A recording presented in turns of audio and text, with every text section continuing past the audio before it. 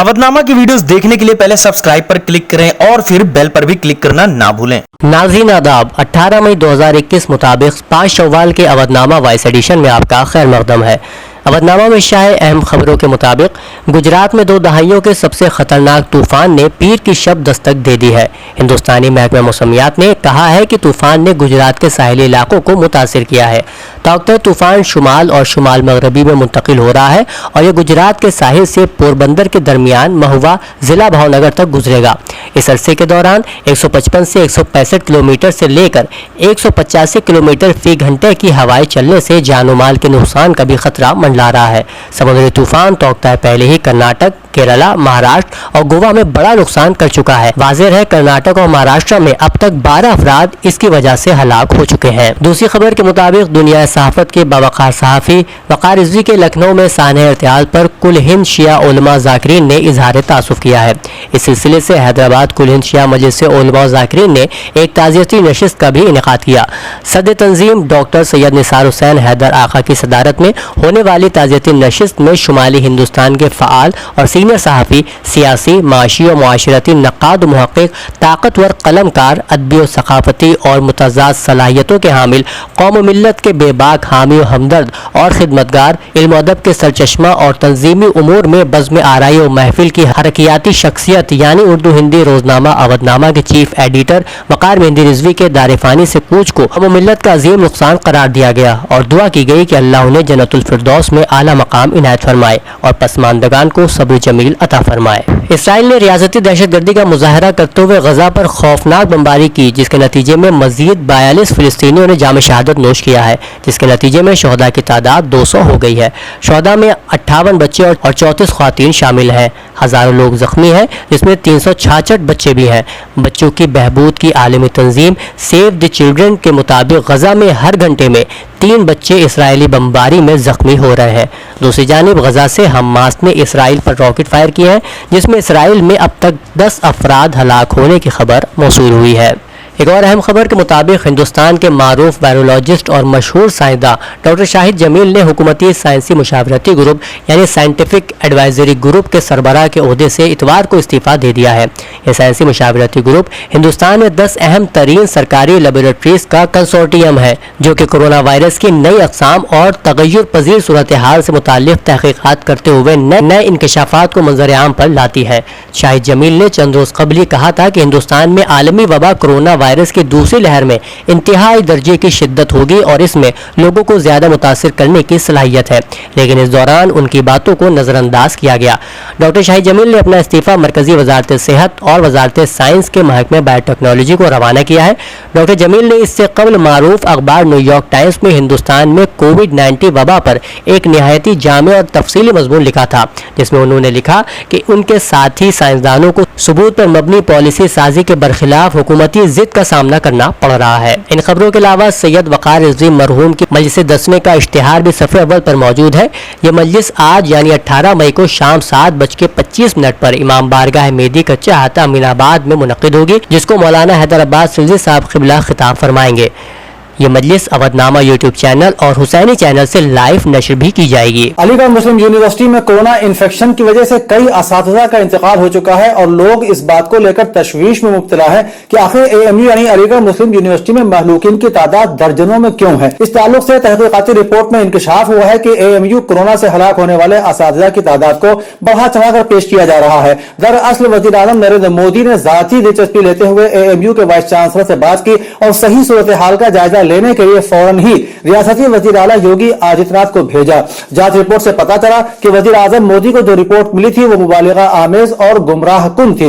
Vice chancellor ने वजीर आजम को हकीकी तस्वीर से आगाह किया। उन्होंने बताया कि तहकीकात से मालूम हुआ है कि अमवात की अखबारी इत्तलात में तवील अरसे से रिटायर्ड प्रोफेसर के नाम भी शामिल थे जो अलीगढ़ में नहीं रहते हैं। वो ज्यादातर दिल के दौरे और फालिज के बाइस फौत हुए थे। सिर्फ 16 अमवात की तस्दीक कोविड से हुई। इनमें से 9 जवाहरलाल नेहरू मेडिकल कॉलेज अस्पताल AMU में इंतकाल कर गए, 3 शहर के निजी अस्पतालों में और 4 शहर के बाहर फौत हुए। इस जांच रिपोर्ट के बाद वजीर आजम ने इत्मीनान की सांस ली। ऑल इंडिया शिया पर्सनल लॉ बोर्ड के जनरल सेक्रेटरी मौलाना यासूब अब्बास ने बताया कि 8 शव्वाल 21 मई इंहिदाम जन्नतुल बकी का दिन है। इसी रोज रसूलुल्लाह सल्लल्लाहु अलैहि वसल्लम की इकलौती बेटी और हमारे 4 इमामों के मज़ारों को आले सऊद ने मुनहदिम कर दिया था। इसी को लेकर एक ऑनलाइन एहतजाज 8 शव्वाल को ठीक 1 बजे जूम ऐप के जरिए मुनक्किद किया जाएगा, जिसको यूट्यूब और फेसबुक के जरिए नश्र किया जाएगा। मौलाना यासूब अब्बास ने मोमिनीन से गुजारिश की है कि इस दिन को यौम सियाह के तौर पर मनाएं। सीतापुर जिले के बीजेपी रुकन असेंबली राकेश राठौर ने अपनी ही हुकूमत को तनकीद का निशाना बनाते हुए कहा है कि उनके जैसे अरकान असेंबली को सच बोलने की कोई आजादी नहीं है। सीतापुर में ट्रामा सेंटर खोलने के बारे में पूछे जाने पर राकेश राठौर ने कहा कि मैंने कई इक़दाम उठाए हैं, लेकिन अरकान असेंबली का कद क्या है? अगर मैं बहुत ज्यादा बोलता हूं तो मेरे खिलाफ मुल्क दुश्मनी का इल्जाम लगाया जा सकता है। जब उनसे अपने बयान पर वजाहत तलब की गई तो उन्होंने कहा कि क्या आपको लगता है कि रुकन असेंबली अपने मन की बात कह सकते हैं? आप जानते हैं कि मैंने पहले भी सवाल उठाए हैं। काबिल जिक्र है कि पहली बार रुकन असेंबली बने राकेश राठौर रियासत में 2017 असेंबली इंतखाबात से पहले बीजेपी में शामिल हुए थे।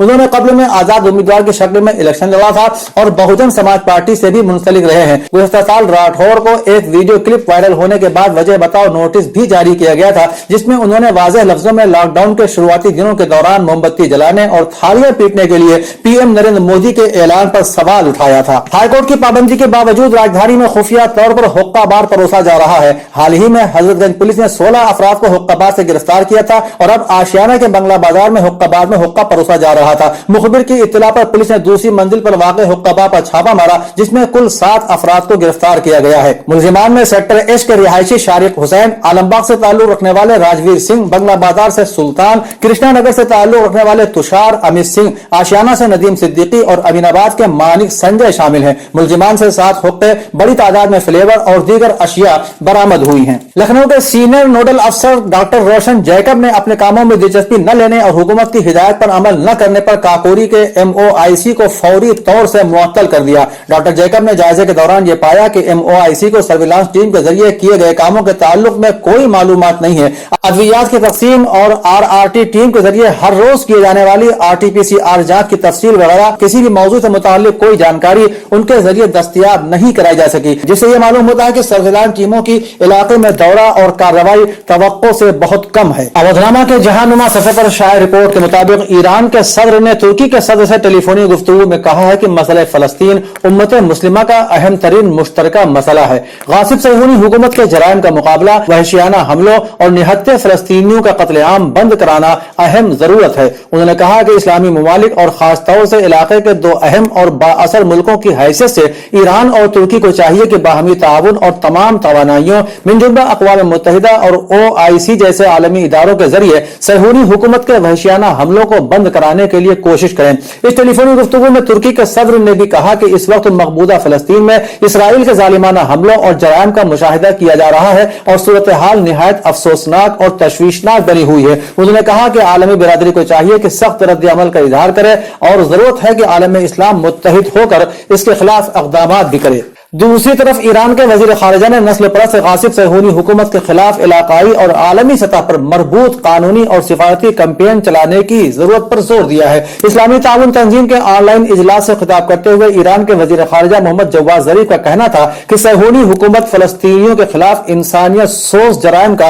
इर्तिकाब कर रही है। ईरान के वजीर खारिजा ने कहा कि सरजमीन फिलिस्तीन में जदीद तरीन और इंतहाई मोहलिक हथियारों के जरिए बच्चों और औरतों समेत बेगुनाहों का खून बहाया और घरों को मकीनों समेत तबाह किया जा रहा है। ईरान के वजीर खारिजा ने वाज़ेह किया कि इसराइल सिर्फ ताकत की जबान समझता है और फिलिस्तीनियों को अपने हक के दिफा और इस गुंडा सिफत और नस्ल परस्त हुकूमत के खिलाफ जद्दोजहद का पूरा हक हासिल है। रवा माह 3 मई को अपनी अहलिया से 27 साल शादी खत्म करने वाले दुनिया के चौथे अमीर तरीन शख्स बिल गेट्स की तलाक की खबर ने जहां दुनिया भर के लोगों को हैरान कर दिया था, वहीं अब तलाक के बाद उनके हवाले से सामने आने वाली खबरों से भी दुनिया भर में उनके मद्दाह हैरान रह गए हैं। बिल और उनकी साबिक अहलिया मिलिंडा गेट्स ने 3 मई को शादी खत्म करने का ऐलान किया था और गुज़श्ता हफ्ते 11 मई को बिल गेट्स के हवाले से हैरानकुन खबरें सामने आ रही हैं। 11 मई को अमेरिकी अखबार वॉल स्ट्रीट जर्नल ने अपनी रिपोर्ट में बताया था कि माजी में बिल गेट्स अमेरिकी कारोबारी शख्स जेफरी से मिलते रहे थे, जिन पर अमीर तरीन अफराद को जिस्म फरोशी के लिए कम उम्र लड़कियां फराहम करने जैसे इल्जामात थे और उन्होंने 2019 में अमेरिकी जेल में खुदकुशी कर ली थी। रिपोर्ट में बताया गया है कि जेफरी से मुलाकातों की खबर सुनने के बाद ही मिलिंडा गेट्स ने शौहर से 2019 में ही तलाक लेने का फैसला कर लिया था। फिलिस्तीन में गजा की पट्टी में वाक़ मीडिया के दफातर पर इसराइली हमले पर आलमी फौजदारी अदालत ICC में अपील करने का मंसूबा बनाया है। ये इत्तला रूस में फिलिस्तीनी सफीर अब्दुल हाफिज नौफल ने पीर के रोज स्पुतनिक को दी। मिस्टर अब्दुल हाफिज ने कहा कि हमारी तरफ से हम यह मामला दूसरे मामलों के साथ उठाने जा रहे हैं, क्योंकि गजा पर इसराइली हमला एक जुर्म है और हम इसे फौजदारी अदालत ले जा रहे हैं। वाज़ेह है कि इसराइली फदाई हमले के नतीजे में गजा की पट्टी में वाक़ 15 मंजिला इमारत मुनहदिम हो गई, जिसमें एसोसिएट प्रेस और अल जजीरा समेत बैनुल अक़वामी मीडिया एजेंसियों के दफ्तर कायम थे। जानलेवा और मुहलिक तरीन कोरोना वायरस कोविड-19 का कहर दुनिया भर में जारी है और यह अभी तक रुकने का नाम नहीं ले रहा है। इस मूजी वबा से अब 16 करोड़ से ज्यादा अफराद वायरस का शिकार हो चुके हैं और अब तक 33 लाख से ज्यादा मरीज हलाक हो चुके हैं। अमेरिका के जॉन हॉकिंस यूनिवर्सिटी के साइंस एंड इंजीनियरिंग सेंटर के जारी करदा ताजा तरीन आदाद और शुमार के मुताबिक दुनिया के 192 ममालिक और खित्तों में मुतासरा अफराद की तादाद 16 करोड़ 31 लाख 88,527 हो गई है, जबकि 33 लाख 83,853 मरीज हलाक हो चुके हैं। कुतुब अदियान आलम में कुरान मजीद की इम्तियाजी सरबुलंदी।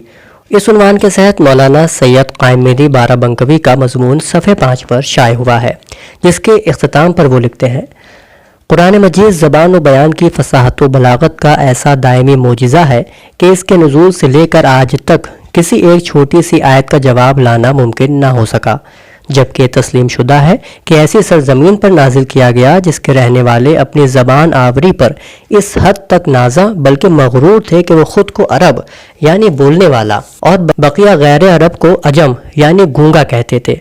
इस सिलसिले में पहली बात यह कि कुरान मजीद उन कमज़ोरियों से महफूज है जिनके सबब बकिया कुतुब अदियान आलम में खुद साख्ता तसर्रुफात करके इसकी हकीकी अजमत को पामाल कर दिया गया।